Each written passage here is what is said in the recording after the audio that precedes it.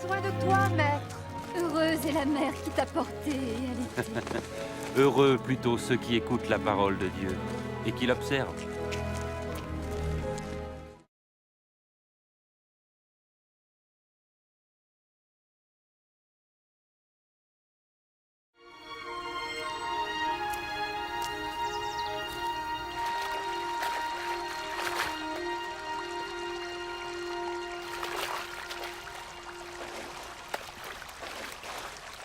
Apprends-nous à prier, comme Jean l'a appris à ses disciples. Quand vous priez, dites « Notre Père qui es aux cieux, que ton nom soit sanctifié, que ton règne vienne, que ta volonté soit faite sur la terre comme au ciel. Donne-nous chaque jour notre pain quotidien. Pardonne-nous nos offenses, comme nous pardonnons aussi à ceux qui nous ont offensés. Protège-nous contre la tentation et délivre-nous du mal. »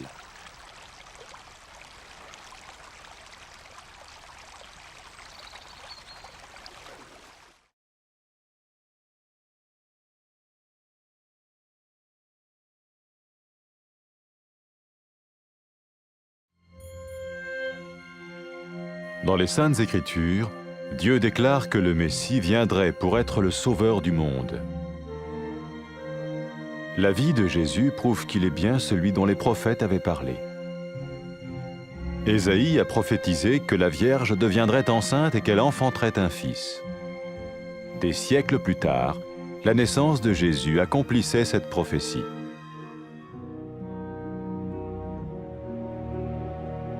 Les Saintes Écritures déclaraient que le saint à naître serait appelé le Fils de Dieu. Cela signifiait que Jésus serait le Fils de Dieu au sens spirituel et non au sens physique. Nous le voyons par sa manière de vivre. Il a guéri des malades, il a pardonné leurs péchés, les a ramenés à Dieu et leur a promis une place dans le royaume éternel de Dieu.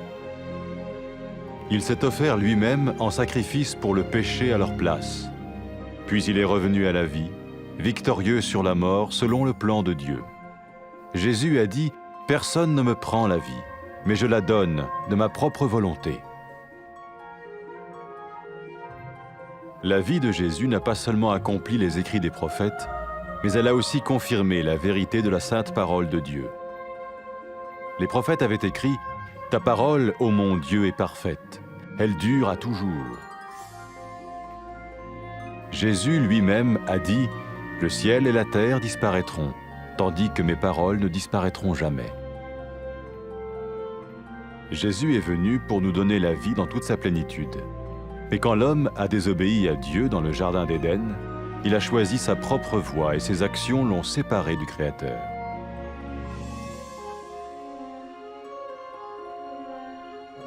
Les Saintes Écritures déclarent que tous ont péché et que le salaire que paye le péché, c'est la mort.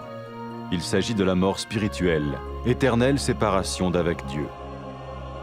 Mais tout comme Dieu a donné un bélier pour qu'il meure à la place du fils d'Abraham, ainsi il a envoyé Jésus, le Messie, mourir à notre place. Sa vie, sa mort et sa résurrection restaurent la relation entre Dieu et tous ceux qui mettent leur confiance en lui. Maintenant, non seulement Jésus pardonne les péchés de ceux qui le suivent, mais il les sauve aussi du jugement éternel de Dieu. Ils sont sûrs d'aller au paradis et de vivre avec lui pour toujours. C'est cette vie et cette liberté de la culpabilité et du pouvoir du péché que Jésus offre à chacun aujourd'hui. Cela ne veut pas dire suivre une religion, mais choisir d'avoir foi en Jésus qui dit « Je me tiens à la porte et je frappe. Si quelqu'un entend ma voix et ouvre la porte, j'entrerai chez lui. » Cela veut dire se tourner vers Dieu et croire que Jésus vient dans nos vies pardonner nos péchés et nous rendre tels qu'il veut que nous soyons. Il ne suffit pas d'approuver intellectuellement ce qu'il dit, ni de vivre une expérience émotionnelle. Nous le recevons par grâce, au moyen de la foi, par un acte de notre volonté. Lorsque quelqu'un est prêt à suivre Jésus le Messie, il peut lui parler par une simple prière. Peut-être êtes-vous prêt maintenant à ouvrir votre vie à Dieu. Si oui, vous pouvez vous joindre à la prière suivante, silencieusement. dans votre cœur. Seigneur Jésus, j'ai besoin de toi. Merci d'être mort sur la croix pour mes péchés.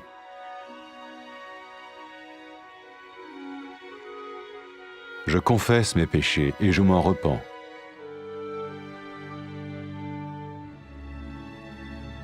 Je t'ouvre la porte de ma vie et je te reçois comme mon Sauveur et Seigneur.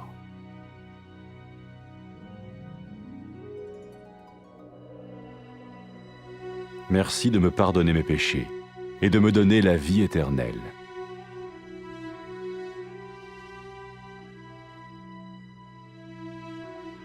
Fais de moi le genre de personne que tu veux que je sois. Maintenant que je deviens l'un de ceux qui te suivent. Amen.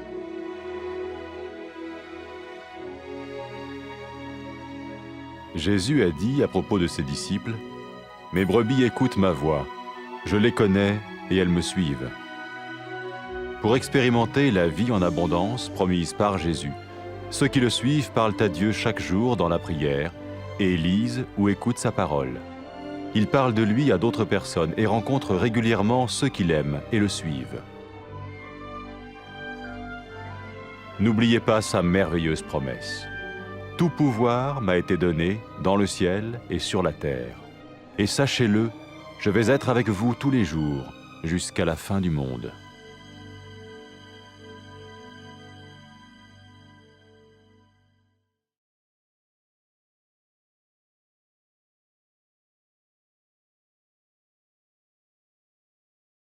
Bilan bo'l Rabbiy. Seni tuqqan ona baxtlidir ustoz. Xudoning kalomini tinglab itoat qiluvchi baxtlirodir.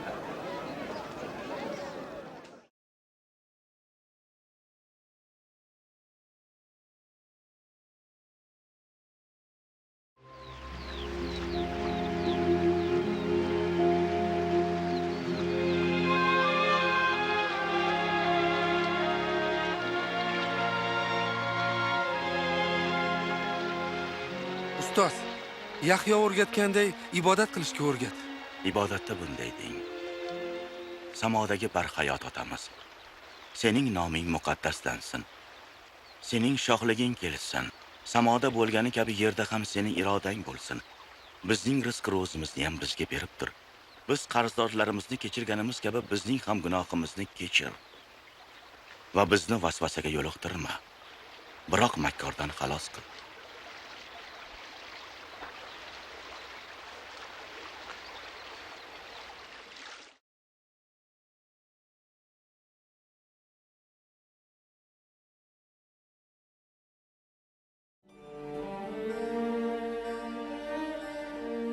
Xudo muqaddas yozuvda Masih kelib olamning qutqaruvchisi bo'lishi haqida gapirgan. Isoning hayoti haqiqatda ham payg'ambarlar bashorat qilgan shaxs o'sha ekanligi haqida bizlarga guvohlik beradi. Ishayyo qiz homilali bo'lg'ay va o'g'il tuqqay deb bashorat qilgan. Bir necha asrlar o'tgach, Isoning tug'ilishi mana shu bashoratning amalga oshishi bo'ldi. Muqaddas yozuv ilohiy yo'l bilan tug'ilgan Xudoning farzandi deb atalishi haqida ma'lum qilgan. Ya'ni Iso Xudoning o'g'li deb jismoniy ma'noda emas, balki ruhiy ma'noda ekanligini bildiradi. Biz buni u o'zining yashab o'tgan hayoti namunasida ko'rishimiz mumkin. U insonlarga shifo bergan, gunohlarini kechirgan va odamlarni Xudoga qaratib, ularga Xudoning abadiy shohligini va'da qilgan. U o'zini ularning gunohi uchun qurbon qilgan va o'lim ustidan g'alaba qozonib, qayta tirilgan. Iso shunday degan: hech kim jonimni mendan ola olmaydi. Men o'z ixtiyorim bilan uni beraman. Isoning hayoti nafaqat payg'ambarlarning bashoratlarini amalga oshirdi. Shu bilan birga Xudoning muqaddas kalomi haqiqat ekanligini tasdiqladi. Payg'ambarlar shunday aytganlar: ey Xudovand, sening kaloming abadiydir. U fazoda abadiy o'rnatilgandir. Isoning o'zi: yer va osmon bitar, lekin mening so'zlarim bitmas deb aytgan. Iso bizga to'la to'kis hayot berish uchun kelgan Biroq inson Adan bog'ida Xudoga bo'ysunmaganligi tufayli u o'z yo'lini tanladi va uning bu harakati uni yaratguvchidan judo qildi. Muqaddas yozuv hamma gunoh qilgan va gunohning evazi o'lim deb aytayapti. Bu ruhiy o'lim, ya'ni Xudodan ajralishni bildiradi. Xudo Ibrohimning o'g'li o'rniga qo'yni qanday qurbonlik qilish uchun yuborgan bo'lsa, xuddi shunday Iso Masihni bizning o'rnimizga qurbon bo'lishi uchun yubordi. Uning hayoti, o'limi va tirilishi Xudo bilan unga iymon keltirganlar orasidagi munosabatlarni qayta tikladi. Endi Isoga ergashganlarning nafaqat gunohlari kechirildi, balki ular Xudoning abadiy hukmidan ham qutqarilganlar. Xudo bilan birga jannatda abadiy yashashlariga ularning ishonchlari komil. Bugun Iso har bir insonga shunday hayotni, ya'ni gunoh va hukmdan ozod hayotni taqdim etadi. Bu din ortidan ergashish degani emas, balki mana men eshik oldida turib taqillatyapman. Kimda kim ovozimni eshitib eshikni ochsa, men uning yoniga kiraman. Men u men bilan kechki ovqatni baham ko'ramiz deb aytgan Isoga iymon keltirishni tanlash demakdir. Bu Xudoga hayot eshigini ochib, Isoga qalbimizga kirishga ruxsat berishni, undan gunohlarimizni kechirishni va u bizni istagandek o'zgartirishni so'rash demakdir.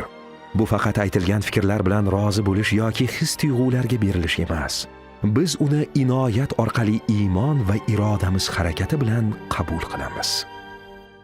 Iso Masihning ergashuvchilari bo'lishga tayyor bo'lgan insonlar unga oddiy ibodat orqali murojaat etishlari mumkin. Balki siz o'z yuragingizni Xudoga ochib berishga hozirning o'zida tayyordirsiz. Agar shunday bo'lsa, quyidagi ibodat orqali unga chin qalbdan murojaat etishingiz mumkin. Rabbim Iso, men senga muhtojman. Mening gunohlarim kechirilishi uchun xochda jon berganing uchun minnatdorman. Men gunohlarimni tan olib, tavba qilaman. Men senga hayotimning eshigini ochyapman. Seni o'z xaloskorim va Rabbim deb qabul qilaman. Gunohlarimni kechirganing va menga abadiy hayot sovg'a qilganing uchun minnatdorman.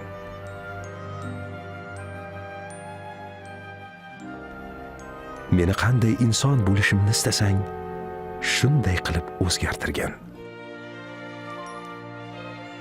Chunki men sening ergashuvchilaringdan biri bo'ldim. Amin. Iso o'z ergashuvchilari haqida shunday degan: Mening qo'ylarim tovushimga quloq soladi. Men ularni taniyman. Ular esa menga ergashib yurishadi. Iso bizlarga va'da bergan farovon hayotni boshdan kechirish uchun uning ergashuvchilari har kuni u bilan ibodat orqali muloqot qiladilar va uning kalomini o'qiydilar yoki tinglaydilar. Ular boshqalarga Iso Masih haqida gapirib beradilar va doimiy ravishda uning orqasidan ergashib, uni sevadiganlar bilan uchrashib turadilar. Uning ajoyib va'dasini esda saqlanglar. Menga osmonda ham, yerda ham butun hokimiyat berilgandir. Mana men har kuni dunyoning oxirigacha sizlar bilan birga bo'laman.